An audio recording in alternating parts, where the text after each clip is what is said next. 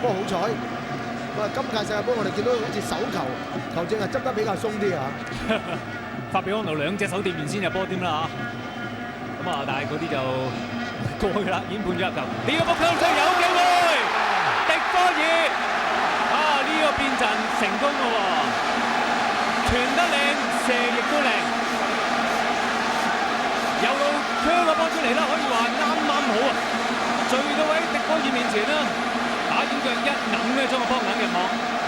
嗱，再睇下呢個波咧，俾到過嚟邊啦，跟住咧就係一腳出嚟，詹士米拿嘅傳送，迪科爾嘅搶點，好嘢真係，恰到好處啊時間。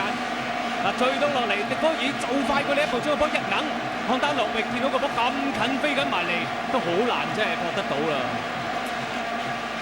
阿潘呢個波睇嚟就證明咗迪科爾嘅價值啦。如果同一個情況咧，可能希斯基就未必會咁樣出現嘅。咁啊，迪科爾咧都可以話斯洛文尼亞克星啊！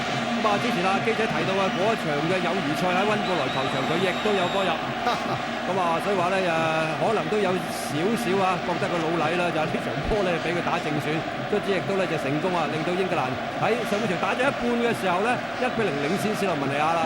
咁啊呢一刻咧就即刻令到分組嘅形勢變咗咯喎。係。